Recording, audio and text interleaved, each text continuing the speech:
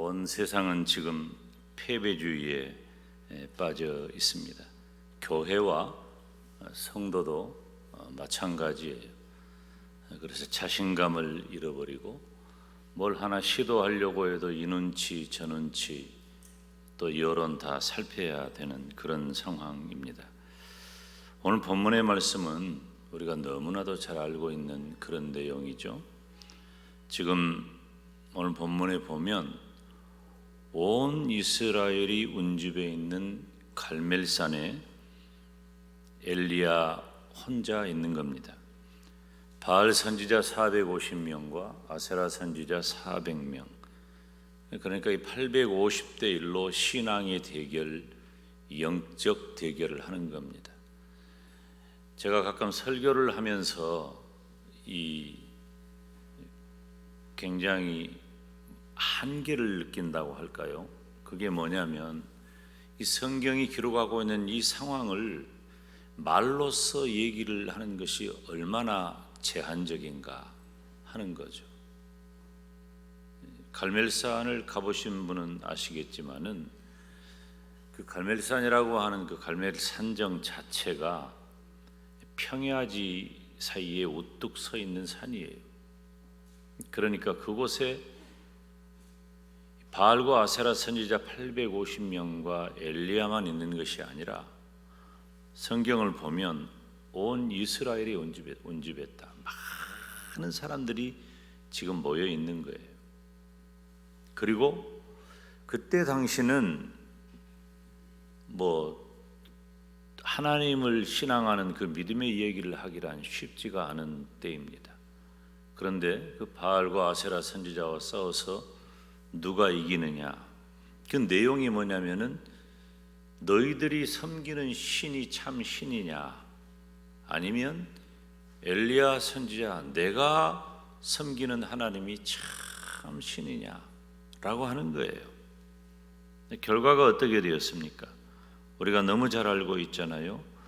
하나님의 역사하심으로 마침내 엘리야가 위대한 승리를 거두게 되었습니다.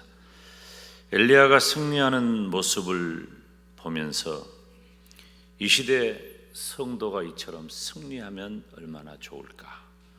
오늘 헌신 예배를 드리는 우리 루디아 회원을 비롯해서 우리 영광대교회 성도들이 이처럼 엘리야가 갈멜 산정에서 이루었던 그 엄청난 영적 전쟁에서 승리를 경험한다면 얼마나 짜릿하고 얼마나 좋을까 하는 마음을 갖는 것입니다. 저와 여러분은 사실 날마다 영적인 전장에서 믿음의 선한 싸움을 싸우는 사람입니다. 우리가 굳이 바울의 고백을 끌어오지 않는다 할지라도 우리가 예수님을 믿기 시작함과 동시에 아니면 그 전부터서 우리는 영적인 전쟁을 쉬지 않고 멈추지 않고 계속하는 거예요. 전쟁은 그 결과가 무엇이어야 할까요? 승리여야 합니다. 전쟁을 하면 승리가 미덕이에요. 전쟁에 임했는데 전쟁에 패배한다. 이건 비극입니다. 전쟁 자체가 이미 비극인데 그 전쟁에서 패배한다는 것은 정말 비극입니다. 그래서 예수님을 믿는 성도들이 이 땅에서 영적인 전쟁을 거듭한다고 하면 오늘 말씀의 귀결은 무엇일까요? 우리는 어떤 경우에도 영적 전쟁에서 승리해야 한다. 아멘. 여러분 승리의 사람이 되시기를 주님의 이름으로 축원합니다. 우리가 오늘 말씀을 통해 엘리야의 승리의 비결을 배우고자 하는 거예요. 그래서 엘리야처럼 우리도 승리의 삶 사시기를 주님의 이름으로 축원합니다. 엘리야 승리의 비결은 첫째, 무너진 제단을 수축했습니다. 오늘 보면 30절을 함께 읽을까요? 엘리야가 모든 백성을 향하여 이르되 내게로 가까이 오라. 백성이 다 저에게 가까이 오매 저가 무너진 여호와의 단을 수축하되. 아멘. 지금 북왕국 이스라엘은 우리가 말만 해도 다 아는 아합의 통치예요. 이 아합이라고 하는 임금은 뭐라고 표현하냐면은 악한 왕, 한마디로 그걸로 끝나요. 그 사람에 대해서 말을 할 때 저 사람 악해 이러면 다 그 말 안에 들어있는 거예요. 이 아합 왕은 악하다, 악한 왕이다. 더구나 그 부인이 이세벨인데 악한 여자다. 그러니까 남편만 악해도 보통이 아니고 여자만 악해도 보통이 아닐 텐데 둘이 다 악해.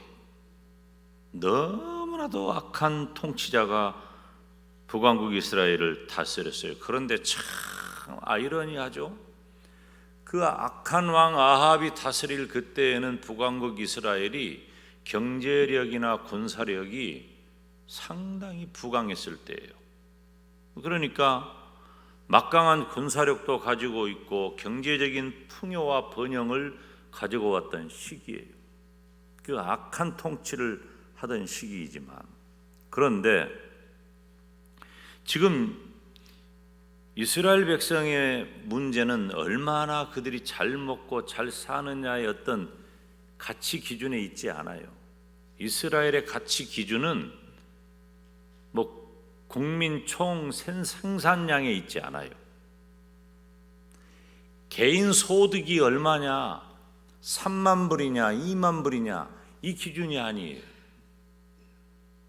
여러분, 나라를 다스리는 우리 윤석열 대통령을 비롯해서 모든 유정자들의 관심은 우리 백성들이 우리 대통령의 관심은 국민에 있는 분이니까 이 대통령은 국민들이 어떻게 하면 걱정 없이 잘 먹고 잘 살게 평화롭게 하느냐, 이게 위정자들의 해야 할 목표예요.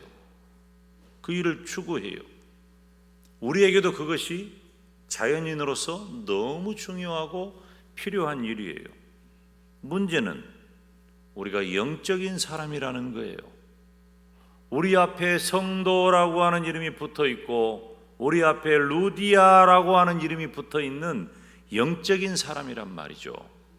그럼 이런 영적인 사람에게는 영적인 가치 기준이 있어야 돼요. 아합이라고 하는 그 악한 왕이 다스릴 때 막강한 군사력과 경제적인 풍요와 번영이 이루어져서 잘 먹고 잘 사니 지금 비록 3년 반 동안 비가 내리지 않고 있지만 괜찮지 않느냐 생각할 수 있어요. 그렇지만 선민 이스라엘의 문제는 바로 우상 숭배로 인하여 여호와 신앙이 사라져버린 거예요. 여호와 신앙. 잘 먹고 잘 살면 뭐해요? 여호와 신앙이 사라졌어요. 그래서 하나님께서는 엘리야 선지자를 보내서 3년 반 동안 지금 현재, 오늘 본문 현재 3년 반 동안 이스라엘에 비를 내리지 않는 거예요. 이스라엘은 제가 가끔 설교할 때 언급했듯이 반드시 이른 비와 늦은 비가 있습니다. 그 이른 비와 늦은 비를 가지고 농사도 하고 사람들도 먹고 마시는 거예요. 그래서 이른 비와 늦은 비는 그 중동 지역, 이스라엘은 중동 지역이죠. 그 이스라엘 입장에서 볼 때에는 이른 비와 늦은 비는 단순한 비가 아니에요. 우리가 생각하는 비가 아니에요. 우리가 생각하는 비가 아니라 이스라엘 입장에서 이른 비와 늦은 비는 따라서 합시다. 하나님의 은혜. 빗방울만 봐도 하나님의 은혜라니까요. 그런데 하나님께서 의도적으로 3년 반 동안 비를 멈춰버린 거예요. 결국 갈멜산에서 엘리야와 바알 아세라 선지자가 영적인 싸움을 하기에 이르렀습니다. 그때 엘리야가 가장 먼저 한 일은 무너진 여호와의 단을 수축하는 것입니다. 여호와의 단은 우리가 영적으로 교회와 예배를 상징합니다. 엘리야 승리의 비결은 그러니까 무너진 예배를 회복하는 데 있는 거예요. 지금 한국 교회와 성도, 세계 교회와 성도의 문제는 무너져버린, 상실해버린 예배를 회복하는 것입니다. 예배가 무엇입니까?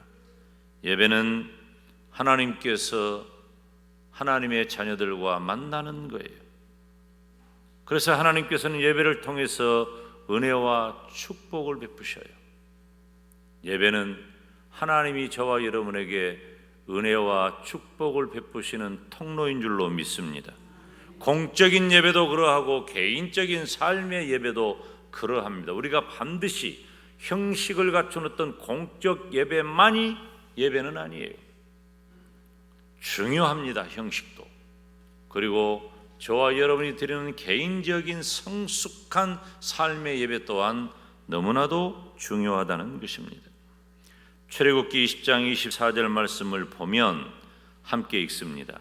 내게 토단을 쌓고 그 위에 너의 양과 소로 너의 번제와 화목제를 드리라. 내가 물은 내 이름을 기념하게 하는 곳에서 내게 강림하여 복을 주리라. 아멘. 이대로 이루어지기를 주님의 이름으로 축원합니다. 얼마나 놀랍고 가슴 뛰는 말이요. 하나님은 예배를 통해서 강림하시고 예배를 통해서 복을 주실 줄로 믿습니다. 예배만 잘 드리면 끝나는 거예요. 예배 인생이 되시기를 바랍니다. 로마서 12장 1절에 그러므로 형제들아 내가 하나님의 모든 자비하심으로 너희를 권하노니 너희 몸을 하나님이 기뻐하시는 거룩한 산 제사로 드리라. 이는 너희에 드릴 영적 예배니라. 구약의 예배, 구약의 제사가 형식이라고 한다면 로마서 12장 1절이 기록하고 있는 예배는 영적 예배, 내용이에요. 우리들의 삶의 내용인 거예요. 능력 있고 승리하는 삶을 살기를 원한다면 우리는 예배에 성공해야 할 줄 믿습니다. 이 시대의 예배가 무너지고 있고 많이 무너졌어요. 영적으로는 마치 아합의 시대와 같아요. 종말이 다가올수록 두드러진 현상은 예배의 파괴예요. 형식적으로도 그렇고 내용적으로도 그렇고 예배가 피폐해졌어요. 모이지도 않아요. 종말의 때에 히브리서 10장 25절 말씀을 보면 우리가 함께 읽습니다. 모이기를 피하는 어떤 사람들의 습관과 같이 하지 말고 오직 권하여 그날이 가까움을 볼수록 더욱 그리하자. 아멘. 여러분, 엘리야가 승리했던 비결은 먼저 무너진 여호와의 단을 수축한 거예요.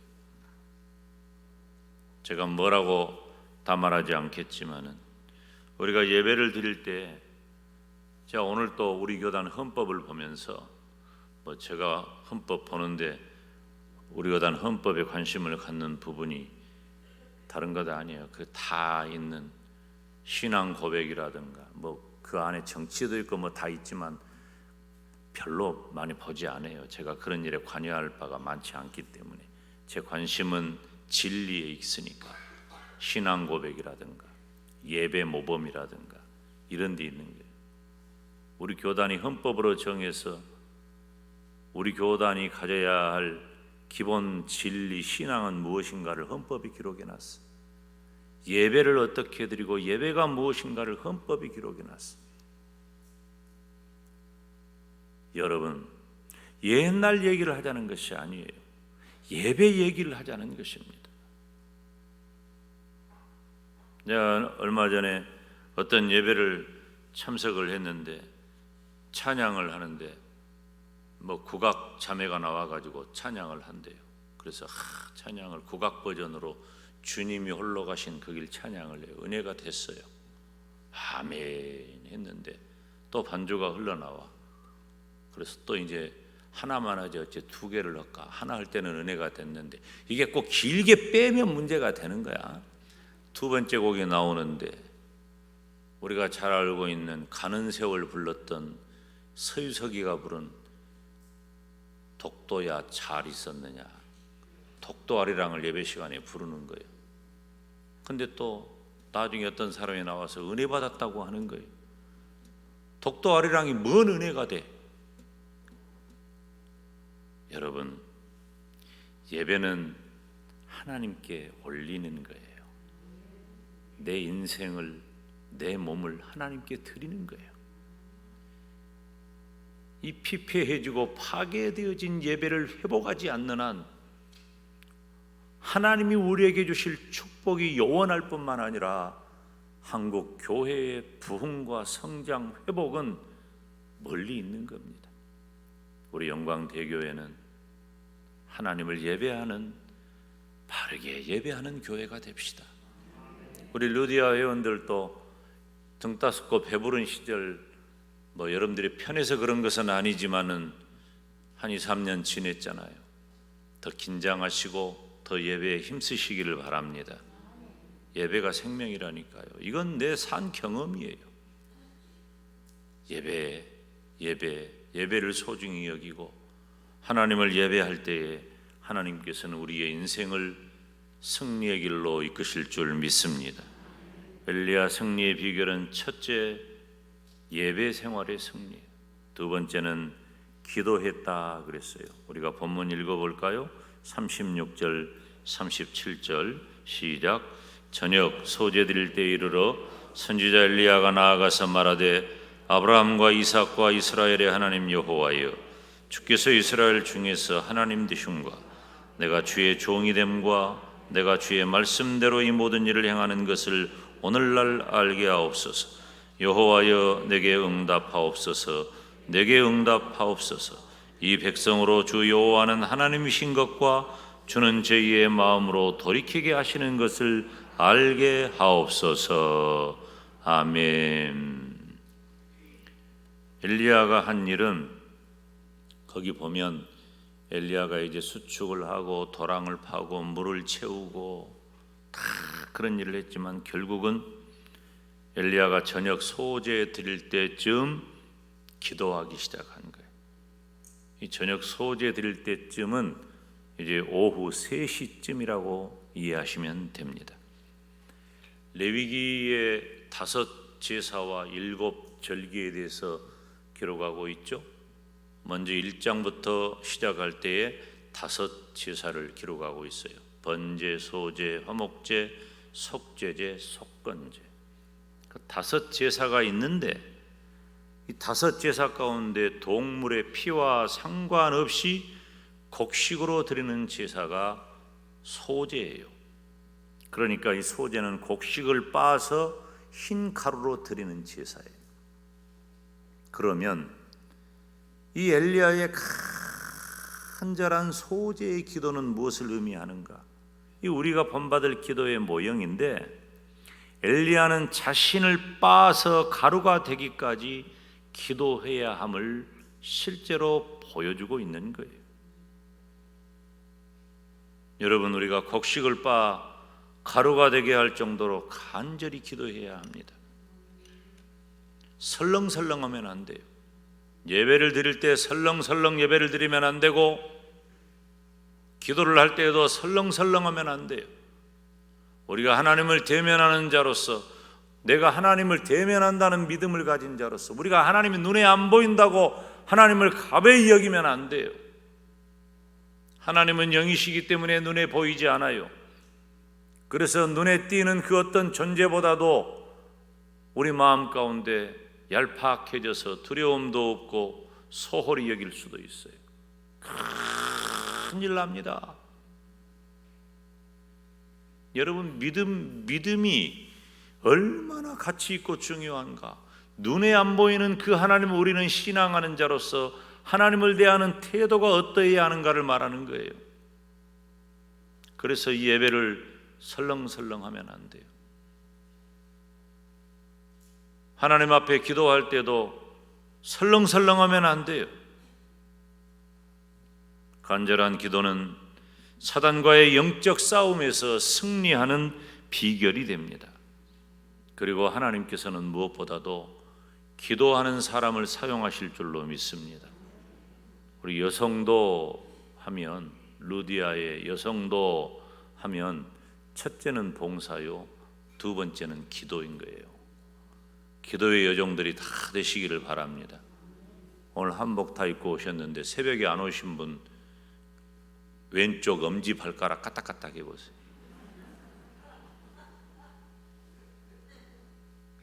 새벽에 나와 기도해야 돼요. 새벽에 형편 따라 못 나오면 저녁에라도 와서 기도해야 돼요. 예배당 문 열려 있잖아요. 이렇게 보면은 진짜 우리 교회는 성도들이 드나드는 와서 기도하고 가고, 누구 차다냐 하고 이렇게 보면은 차 번호 보면 알아. 누가 왔구나. 머리 긴 청년이 왔구나. 우리 장로님이 왔구나. 목사가 누구 왔구나 하고 보면 이미 목사 마음에는 기도가 딱 같이 되는 거예요. 같이 되는 거예요. 여러분, 하나님은 기도하는 사람을 사용하신다고 했는데, 우리가 잘 알고 있는 루터는 하루에 3시간씩 기도했고, 칼빈과 웨슬레도 모두 다 기도의 사람이었어요. 위대한 신학자였지만 기도의 사람이었어요. 어떤 기도를 드릴까요?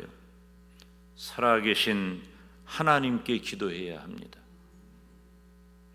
열왕기상 18장 16절에 보니까, 36절에 보니까 아브라함과 이삭과 곧 이스라엘의 하나님이라 그랬어요. 이스라엘 백성이 이 표현을 하잖아요. 아브라함과 이삭과 이스라엘, 아브라함과 이삭과 야곱의 하나님이라는 표현은 어떤 표현이냐면은 살아계신 하나님이라는 표현, 즉 나의 하나님이라는 말이에요. 따라서 합시다. 나의 하나님, 나의 하나님, 그 하나님이란 말이에요. 나의 하나님께 기도하는 거예요. 아브라함과 이삭과 이스라엘의 하나님, 아브라함과 이삭과 야곱의 하나님은 나의 하나님이란 말이에요. 누가 나의 기도를 들으실까요? 나의 하나님이 나의 기도를 들으신 줄로 믿습니다. 뿐만 아니라 하나님의 영광을 구하는 기도가 되어야 합니다.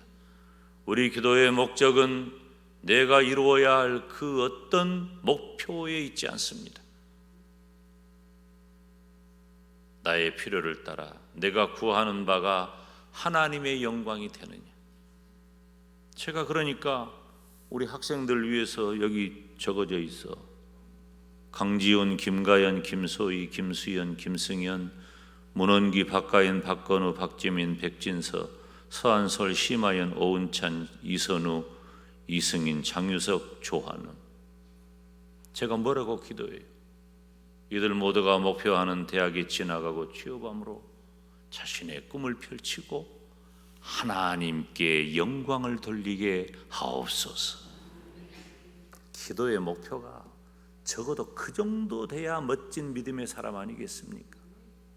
우리 여성도들이 기도 많이 하지요. 우리 루디아인들 기도 많이 한 것 감사해요. 거의 새벽에 오시는 분들이네. 거의 아마도 내일 새벽에는 틀림없이 오실 분들만 다 한복을 입은 것 같아. 우리가 개인적으로 기도해야 할 일 참 많죠. 목표한 일 많죠. 그 끝자락에 뭐가 있어요? 그 본질, 기도의 본질은 따라서 합시다. 하나님의 영광. 하나님의 영광인 거예요. 내가 무엇을 가지고 얼마나 어떤 것을 이루느냐라고 하는 것이 나에게는 더 중요해 보이지만 하나님께는 그 너머에 있는 하나님의 영광이라고 하는 나 자신의 믿음의 고백을 소중히 여긴다 그 말이에요. 그래서 내가 돈이 필요해서 구하지만 하나님이 나에게 주신 물질로 하나님께 영광을 돌리게 하옵소서. 내가 연약함으로 하나님께 구하지만 하나님께서 내 병을 고쳐주시고 강건케 하심으로 영광을 돌리게 하여 주옵소서. 내 진로를 위하여 구하지만 내가 무언가를 이루고 어떤 자리에 도달하고 무언가 목표를 이루었을 때에 하나님의 영광의 도구로 쓰임받게 하여 주옵소서. 하나님의 영광이라는 말이에요. 제가 그런 얘기를 가끔 해요. 우리 교회에서도 그렇게 했는지 모르겠지만은 저는 진짜 멋모르고 대답을 했어요. 멋모르고. 제가 고등학교 1학년 때 제 1년 선배 제 아내가 그 이름을 기억하는지 모르겠지만 김기준이라는 형이 있어요. 김기준. 나 이분 어디서 뭐하고 있는지 그것이 알고 싶어. 소식이 없어요. 어디서 뭐 하는지. 근데 그 형이 1년 선배가 아주 무섭습니다. 저희 때는 막 거수경례 오고 그랬어요 보면. 근데 그 형이 어느 날 주일날 오후에 저쪽 자리 좀 이렇게 영대야 너 이리 와봐라. 저한테 물어봐요.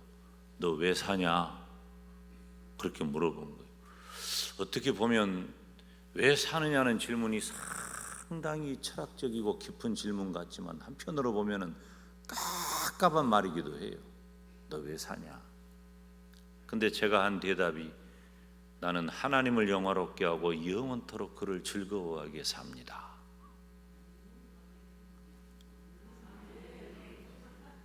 그렇게 대답을 했어요. 근데 내가 뭘 알고 대답한 게 아니야. 지난 주일 밤에 우리 목사님이 소요리문답 강의를 시작했는데 첫 번째가 사람의 제일 되는 목적이 무엇이뇨? 하나님을 영화롭게 하고 영원토록 그를 즐거워할지니라. 이걸 설교를 하셨어. 그러니까 설교를 잘 듣는 것도 참 좋다니까. 어떻게 정리가 됐는지 나도 모르게 튀어나와 버린 거예요. 뭔 말인지 모르고 한 거예요. 솔직히 말하면. 그런데 그 멋모르고 한 대답이 목사가 된 지금까지 내 인생의 가장 중요한 순간순간들, 목사 후보생고시나 신학교를 입학하고 편입하고 준목고시를 보고 목사고시를 보는, 그리고 목사로 살아가는 지금 이 순간까지 내 인생의 본질적인 대답이 된 거예요. 만약 지금 여러분이 저에게 목사님은 왜 사십니까? 라고 묻는다면 나는 주저하지 아니하고 하나님을 영화롭게 하고 영원토록 그를 즐거워하기 위해 삽니다. 사랑하는 여러분, 우리가 살아가는 목적도 하나님의 영광이요, 우리가 기도하는 목적도 하나님의 영광인 줄로 믿습니다. 뿐만 아니라 기도는 하나님의 뜻대로 구하는 기도가 되어야 합니다. 제가 늘 말씀드려 이미 여러분이 외울 정도가 되었지만 기도는 내 뜻을 관철시키는 게 아니에요. 우리가 간절히 기도하고 쉬지 않고 기도하고 악착같이 기도하고 그렇게 기도해야 되겠지만 그 기도를 함으로 내가 원하는 그 무엇인가를 분명하게 이루는 것을 목표하고 있다면 그건 잘못하는 거예요. 기도는 하나님의 뜻을 알고 하나님의 뜻에 내 뜻을 복종시키는 거예요. 엘리야가 갈멜 산장에서 하나님 앞에 기도할 때 자신이 가지고 있는 그 목표를 이루기 위한 기도가 아니라 이 약한 사단의 세력과 싸워 이김으로 하나님의 이름을 드러내고 그들이 놓쳐버리고 잃어버린 예배를 회복하고 그들이 배반했던 하나님 이름이 다시 세워지기를 원하는 하나님의 영광이라는 엘리야의 목표가 분명했다는 것입니다. 저와 여러분은 우리 하나님 앞에 하나님의 뜻을 구하는 기도를 해야 합니다. 우리가 기도하면 반드시 승리할 줄로 믿습니다. 여러분, 기도합시다. 기도하면 패배하지 않습니다. 어떤 것은 단박에 끝나는 것도 있지만 오래 걸리는 것도 있어요. 오늘 예배에 참석하는 우리 성도들, 그리고 헌신 예배를 드리는 우리 의디아 회원들, 오랫동안 내내 마르지 않는 눈물로 하나님 앞에 구한 기도가 얼마나 많습니까? 괜찮아요. 때가 있는 거예요. 하나님의 때가 있어요. 내 눈에 눈물 마를 날 없다 할지라도 분명한 것은 내가 기도하면 반드시 승리합니다. 기도하시기를 바랍니다. 엘리야 승리의 비결은 첫째, 예배를 회복한 거예요. 둘째, 기도하는 것이에요. 세 번째, 우상 숭배자를 제거했습니다. 40절 말씀을 함께 읽습니다.